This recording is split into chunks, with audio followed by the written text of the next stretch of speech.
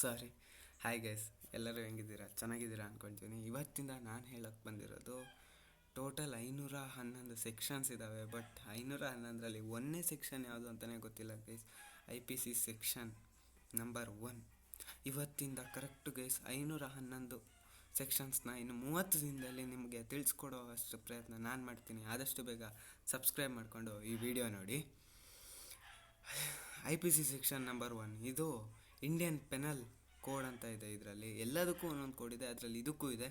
ಆ ಕೋಡು 1860 ಅಂತೀವಿ. ಈ ಕಾನೂನು ಜಮ್ಮು ಕಾಶ್ಮೀರ ಬಿಟ್ಟು ಇಡೀ ಇಂಡಿಯಾ ಮತ್ತು ಎಲ್ಲ ಭಾರತದಲ್ಲಿ ಎಲ್ಲ ಕಡೆಗೂ ಅನ್ವಯಿಸುತ್ತೆ. ಇದು ಏನಕ್ಕಾಗಿ ಬರುತ್ತೆ ಅಂದರೆ ಭಾರತದೊಳಗಿರುವಂತಹ ಭಾರತದಲ್ಲಿ ನಡೆಯೋ ಪ್ರತಿಯೊಂದು ಅಪರಾಧಕ್ಕೂ ಇದು ಅನ್ವಯಿಸುತ್ತೆ.